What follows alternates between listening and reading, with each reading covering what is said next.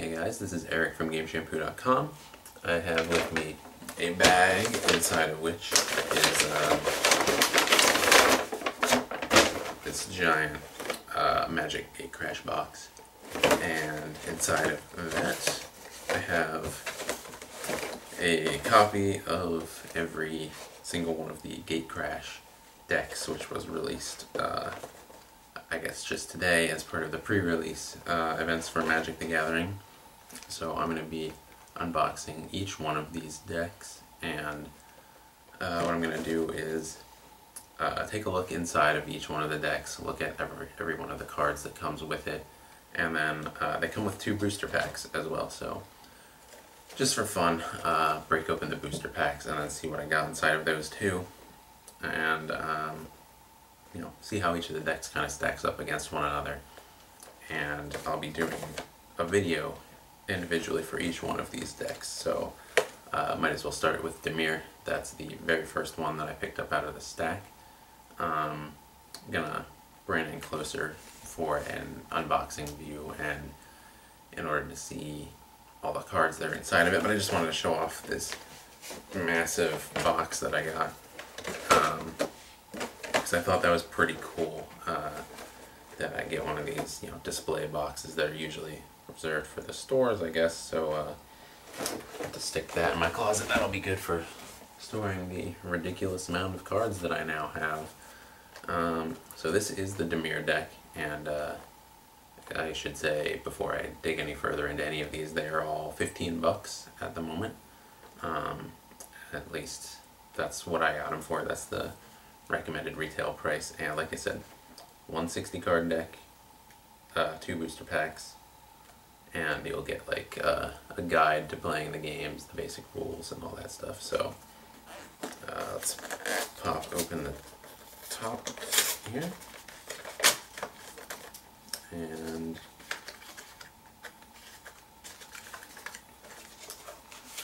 pull out, ta-da, this little box within a box. And so that's the deck. Let's grab the camera and bring it closer.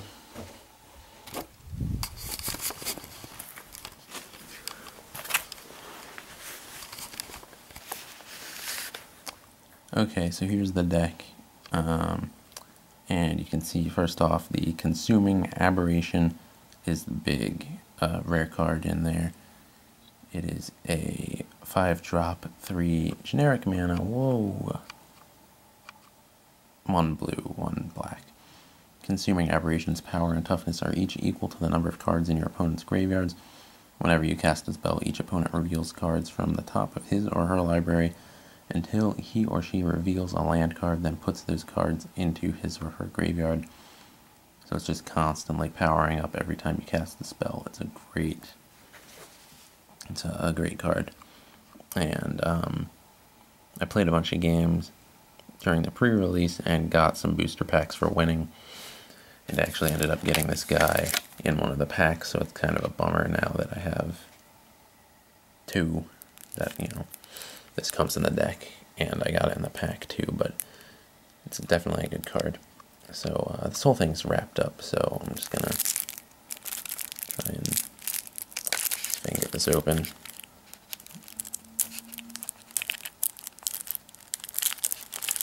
The plastic off of here, and then, you know, those are the booster packs in the back of the box. Okay, here we go.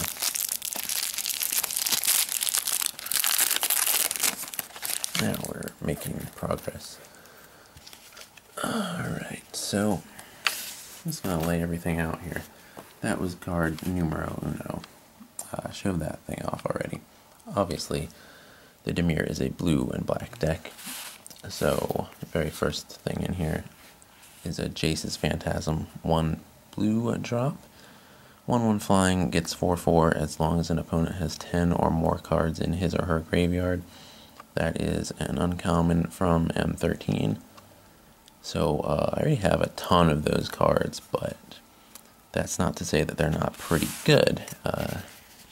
Definitely useful, especially if you are tossing stuff into the graveyard, which is, you know, a theme here. Next card, Incursion Specialist Blue. 2-drop Human Wizard. Uncommon, whenever you cast your second spell each turn, Incursion Specialist gets +2/+0 until the end of turn and is unblockable this turn. It's a 1/3. Work for the Dimir again? That depends. Tell me more about this maze, is the description on the card. So let's bring that aside and bring out the next one. A Welkin Turn. This is also a 2-drop bird. Flying, it can block only creatures with flying, and it's a 2/1. It preys on other birds and drakelings and drakes. Pretty much anything that crosses its flight path is fair game. So that's that. Now we've got the next card in here is the Gutter Skulk. It's a 2-drop zombie rat. A 2/2, simple little card, and comes with, looks like 3 of those. So yeah, just simple 2/2, nothing special, but gotta fill out the deck with something, right? Now this deck also comes with 2 of these guys, the White of Precinct 6. These guys are actually quite good. I had these guys help me out quite a lot in the pre-release games. They're a 2-drop, they're uncommon zombie. It's a 1/1, but what makes it special is that it gets 1/1 counters for each of the creature cards in your opponent's graveyards. So those can quickly become much more powerful. We got the Duskmantle Guildmage is up next.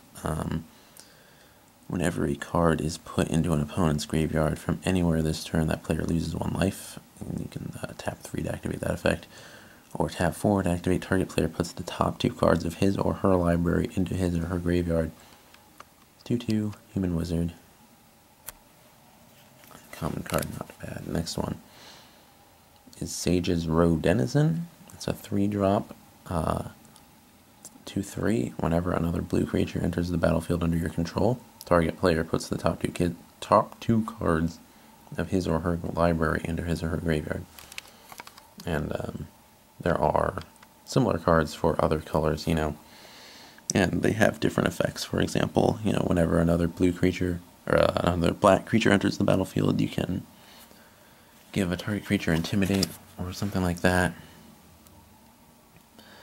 We've got Mortis Strider for the next card. It's a 3-drop. When it dies, return it to its owner's hand. It's a 1/1. The next is a Death Cult Rogue. These guys are pretty tricky, and again, I had some decent luck with these guys playing in the pre-release. It costs 3 to put out, and you can pay either blue or black mana for the first 2 over there.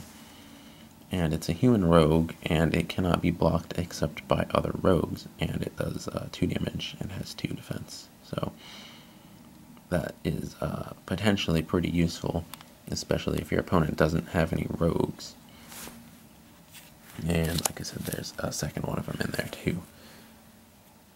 Next one is a bit of an older card, the Vidalcan Entrancer, 4-drop. It's a 1/4. You can tap 1 blue mana, and target player puts the top 2 cards of his or her library into his or her graveyard. Next up comes 2 Balustrade Spies. This is a 4-drop card, Vampire Rogue. The flying 2/3.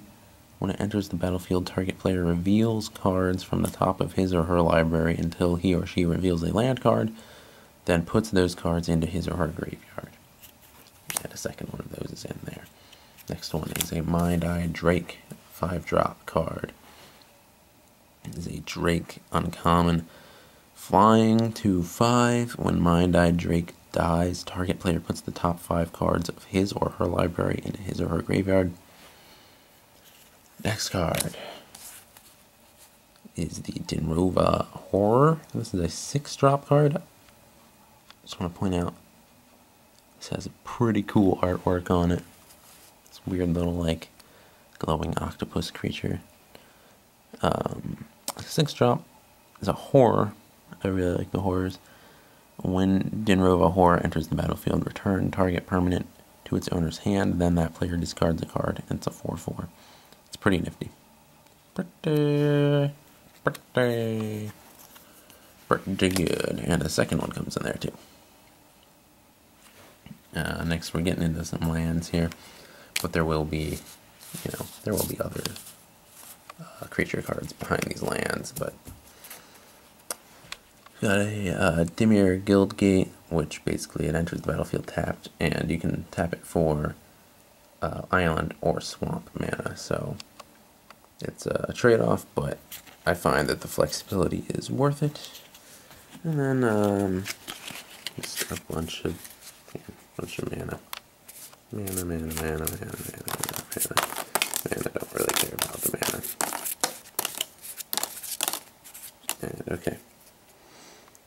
So we've got Death's Approach for 1 mana. This guy is freaking out on here. Something fierce. Dude is flipping out. Or growing arms or something. I don't know. There's an aura. You enchant creature. Enchanted creature gets -X, where X is the number of creature cards in its controller's graveyard. So again, always pays to be filling up the graveyard. Looks like you get 2 of those. The next one is Paranoid Delusions. It's a 2-drop, 1 island, 1 swamp. Sorcery, target player puts the top 3 cards of his or her library into his or her graveyard. It has a cipher effect, so that's one of the new effects. And what that does is, after you initially do the effect of the card, you may then exile this spell and encode it on a creature you control. Whenever that creature deals combat damage to a player, its controller may cast a copy of the encoded card without paying its mana cost. So that is a really good ability I've found. Playing in the pre-release, I was playing Orzhov, which they don't do Cipher, they do Extort, and I just so happened to have a card or 2 with Cipher in my deck, and I found that those cards, when I got them, consistently won me the game. Cipher is a pretty ridiculous ability. Next up, I got the Dimir Keyrune. That's a pretty natural choice for this deck. Costs 3. You can tap it to add blue or black mana to your mana pool, and you tap 1 blue, 1 black, and it becomes a 2/2 blue and black horror artifact creature until the end of turn, and it's unblockable this turn. So get 2 of those. Perhaps, yeah, 2 of those. Last Thoughts is the next card on here. That's some interesting, kind of grim art on there. I like it. 4 mana to play it. You draw a card, and then you can cipher it onto a creature. So again, like in that case, every time the creature hits the opponent, you would draw a card. Midnight Recovery is the next card. It's a 4-drop card and a sorcery. You return target creature card from your graveyard to your hand and cipher it. So that could be pretty useful. Grisly Spectacle is a 4-drop, 2 black mana, 2 generic mana. It's an instant. Destroy target non-artifact creature.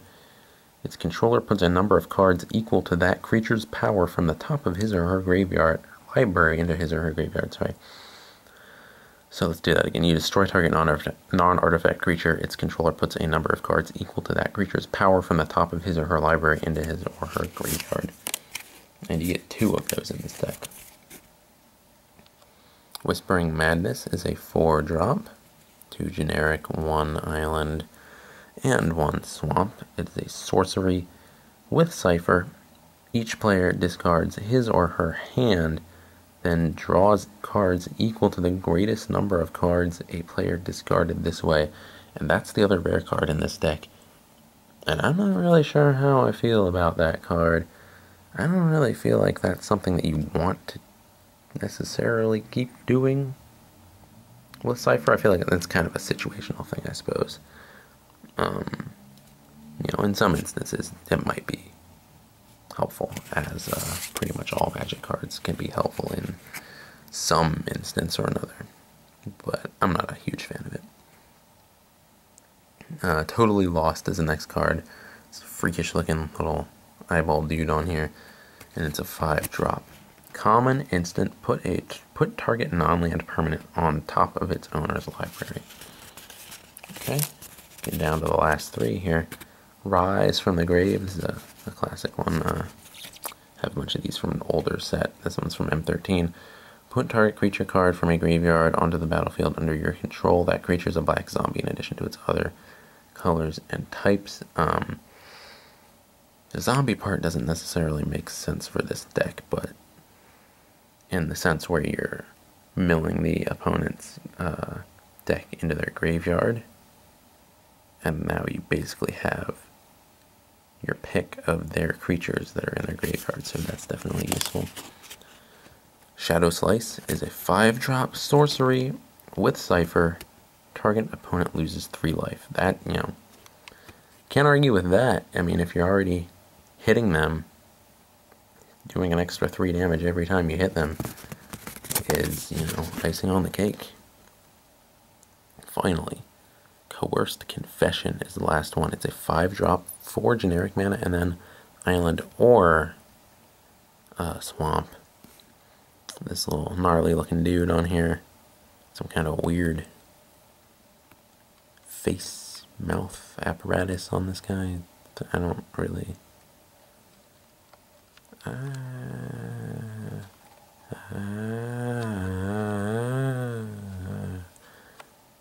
not really sure what that weird little mouth circle on that guy's faceplate is for.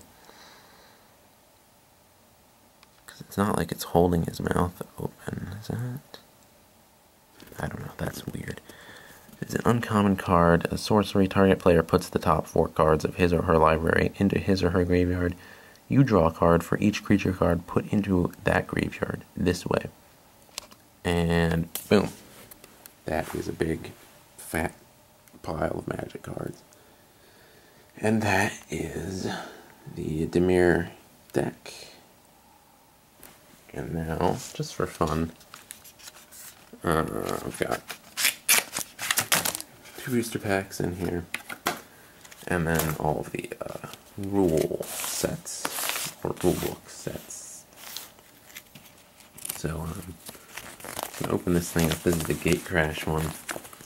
Pretty much tells you what this set is all about. Let's see. Just spread that out. So this kind of helps you choose a guild and stuff like that, which, you know, if you bought this, you kind of already have chosen a guild, right? You are a Planeswalker. Play Magic the Gathering, discover why it's the world's premier trading card game. Start with a deck of cards filled with potent spells and fearsome creatures. Then take on the mantle of a Planeswalker, a powerful mage, and challenge your friends and yourself in the ultimate battle of wits. The countless planes of the multiverse have only one thing in common: the 5 colors of mana, the energy that suffuses the land and fuels all magic. Jeez. On the plane of Ravnica, a world covered by an ancient city, 10 guilds vie for power and control. Each guild wields 2 of the 5 colors of mana, and each serves a different purpose on Ravnica. And here we have an overview of all the guilds and stuff like that, but we'll see more of that in the coming videos. And, you know, Friday Night Magic ads and that kind of stuff. Alright, so these are the cards from the booster pack, or the booster packs in the Dimir deck that I opened up. I'm just going to go over these really quickly. It's not a whole lot that's like amazing in here or anything, but we got Way of the Thief. It is a 4-drop aura enchantment. Enchanted creature gets +2/+2, and it is unblockable as long as you control a gate. We've got Tin Street Market, which is a 5-drop. Another aura. Enchanted land has tap, discard a card, draw a card. Next one is Mugging, a 1-drop sorcery. Mugging deals 2 damage to target creature. That creature can't block this turn. The next one is Kingpin's Pet. It is a 3-drop. Costs 1 generic, 1 white, 1 black. Flying 2/2 with Extort. Over here we have Corpse Blockade. It is a 3-drop. Defender 1/4. Sacrifice another creature. Corpse Blockade gains Death Touch until the end of turn. Burst of Strength. 1 drop. Put a 1/1 counter on target creature and untap it. Prophetic Prism. An artifact. When Prophetic Prism enters the battlefield, draw a card. Tap 1, and this add 1 mana of any color to your mana pool. And then Orzhov Guildgate, we've already gone over the Guildgate concept. Basically, it enters the battlefield tapped, and it's good for white or black mana. Down below that one, Totally Lost. Already went over that card in the deck, so I'm just going to skip over it. Assault Griffin is the next one. 4-drop, flying 3/2. Gift of Orzhova is over here. Orzhova, not sure what the pronunciation on that is exactly. It's a 3-drop. The 2 up there can be substituted white or black. It's an enchantment aura. Enchant creature. Enchanted creature gets 1/1 and has flying and lifelink. That is a nifty little card. Used that in my deck today, and it was quite helpful. Tower Defense Wall. It's a 2-drop. Instant. Creatures you control get +0/+5 and gain reach until the end of turn. That's actually quite helpful.